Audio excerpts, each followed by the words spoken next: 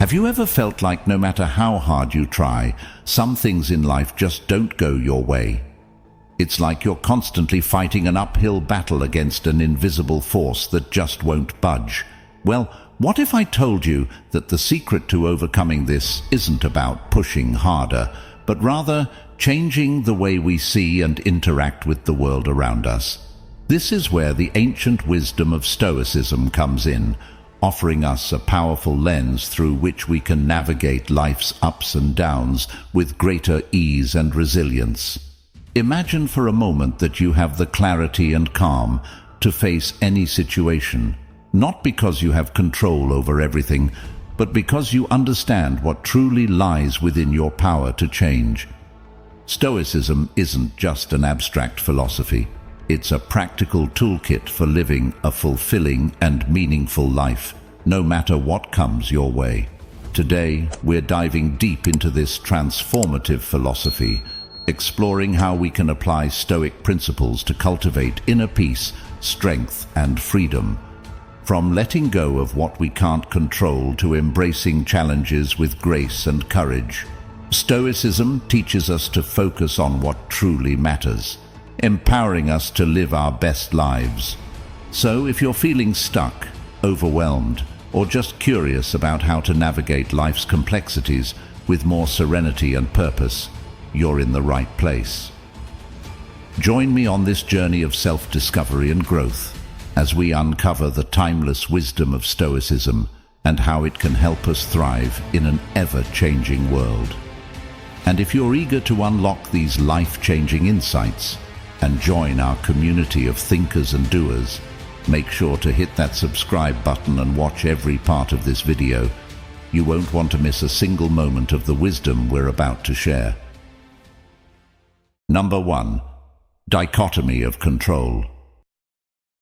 At its core, the dichotomy of control is about distinguishing between what we can change and what we must accept. This idea isn't just a Stoic principle. It echoes across various wisdom traditions and psychological theories, emphasizing the power of discernment in our lives. The Stoics, particularly Epictetus, highlighted this concept most famously. He pointed out that our frustrations often arise not from the events themselves, but from our perceptions and reactions to these events. Imagine you're stuck in traffic.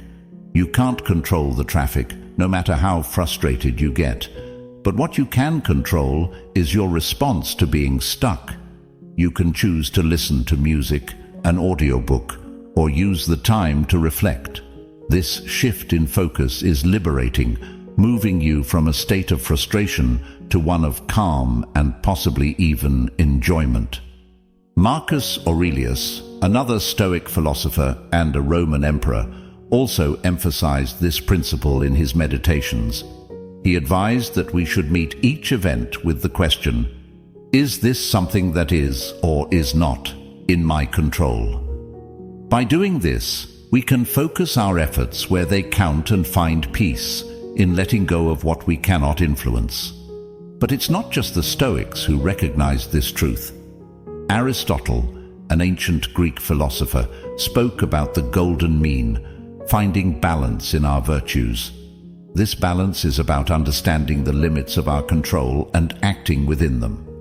For Aristotle, the virtue of courage, for example, lies between the extremes of rashness and cowardice, guiding us to act with bravery but also with wisdom, to know when action is futile. From a psychological perspective, Carl Jung, a Swiss psychiatrist, also touched upon this concept, though in different terms.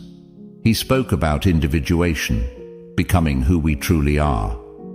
Part of this process is acknowledging what is within our power to change and accepting what is not. In his words, we cannot change anything unless we accept it. This acceptance is not about resignation, but about recognizing reality so we can focus our energy more productively. Plato, another ancient philosopher, taught that understanding the world requires distinguishing between what is changeable and what is eternal and unchangeable. In his allegory of the cave, He suggests that most of us are like prisoners, focusing on shadows on a wall, things we cannot change, rather than turning around to see the source of the light, things we can change. So, when we talk about the dichotomy of control, we're tapping into a rich vein of wisdom that runs through Stoicism, Western philosophy, and modern psychology.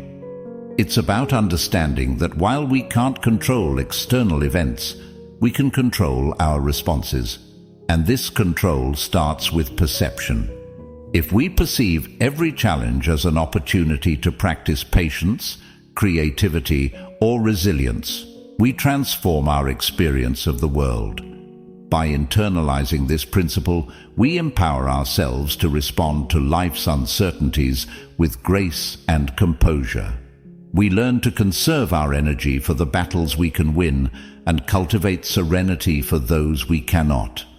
It's a transformative approach that can lead to profound peace and effectiveness in our lives, echoing the Stoic promise of living in harmony with the flow of life.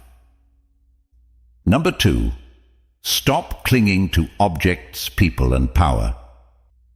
The idea invites us to reflect on our attachments and question how they influence our peace of mind and happiness. When we look closely, we realize that much of our emotional turmoil stems from holding on too tightly to things that are inherently unstable and fleeting.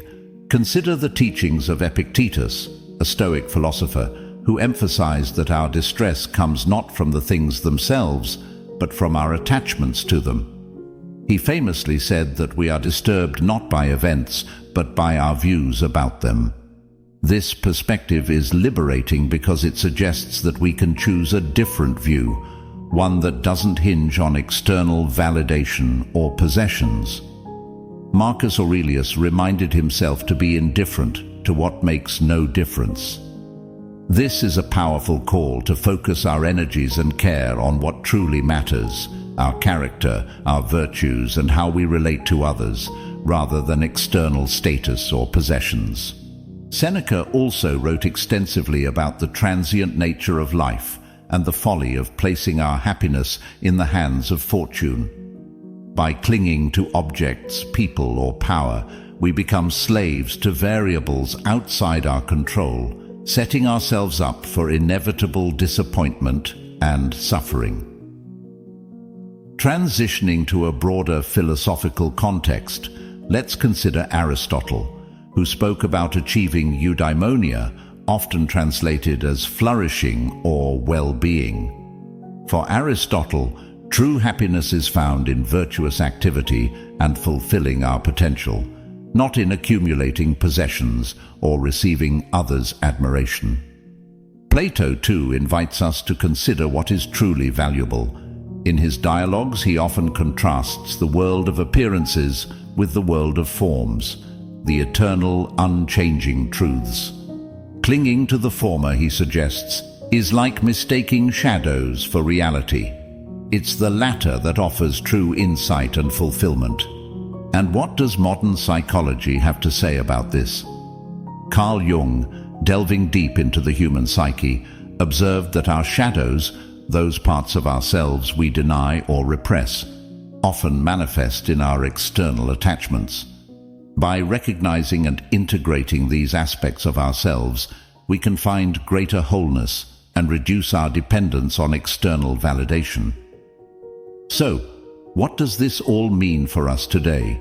It means appreciating and enjoying the world around us without becoming dependent on it for our self-worth or identity.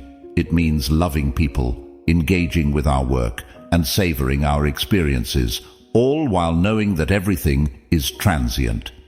And it's in this transience that we find a paradoxical freedom, the freedom to fully engage with life while also releasing our grip on it. By internalizing this lesson from Stoicism, we cultivate a robust inner life that is not easily shaken by external changes. We learn to live with open hands, enjoying the world's gifts without fear of loss, because we understand that true peace and happiness come from within, from our ability to align with our deepest values and to respond to the world with wisdom and grace. Number 3. Stop clinging to the opinions of others. We live in a world that often seems overly concerned with what can be valuable. Our self-worth must be anchored in something deeper and more stable, our own sense of integrity and purpose. Number 4. Stop clinging to outcomes and ideas. At the heart of this teaching is a recognition of life's inherent unpredictability. Despite our best efforts and most detailed plans, the future always holds a degree of uncertainty. The Stoics, understanding this, urge us to detach from specific outcomes and to embrace the process itself. This isn't about lowering our standards or not caring about results. Rather, it's about understanding the limits of our control. Epictetus articulates this by encouraging us to differentiate between what is in our power and what is not. Our efforts, intentions, and attitudes, those are within our control. The final outcomes? Often they are not. By internalizing this distinction, we free ourselves from unnecessary frustration and anxiety. Marcus Aurelius, in his Meditations, frequently reflects on the nature of change and the importance of adapting gracefully to whatever life presents. He reminds us that the universe is change, and our attempts to resist this natural order only lead to suffering. Instead, he advocates for a flexible approach, where we do our part diligently, but remain open to the twists and turns of fate. Seneca expands on this idea by pointing out that our distress comes not from events themselves, but from our rigid expectations of how things should be. He suggests that a wise person understands the role of fortune in human affairs, and while striving for the best, is prepared for various outcomes. Shifting to a broader philosophical perspective, Aristotle also touches on the concept of potentiality and actuality, reminding us that while we can strive for excellence, arete, in our actions, the fruition of these actions is influenced by factors beyond our control. Thus, focusing solely on results can lead to disappointment because it overlooks the importance of virtuous action for its own sake. Plato encourages us to pursue the good, the true, and the beautiful in our lives, understanding that the world of forms, the ideal, is often beyond our grasp in the material world. This pursuit is about the journey towards higher understanding and virtue, not about securing a particular outcome. From a modern psychological perspective, Carl Jung speaks to the importance of individuation, embracing our unique path, and becoming who we truly are. This process is inherently uncertain and cannot be tethered to specific outcomes or societal expectations. It's about the journey of self-discovery and growth, which unfolds in unpredictable ways. So how can we apply this Stoic wisdom in our daily lives? By focusing on our actions and intentions and letting go of our attachment to specific results. This approach doesn't mean we don't care about the outcome. Rather, it means we understand that the true value lies in our engagement with the present, in our efforts and growth along the way. When we stop clinging to outcomes and ideas, we become more adaptable, resilient, and open to the myriad possibilities life offers. We can find joy and satisfaction in the process, in the unfolding of our efforts, and in the growth we experience along the way.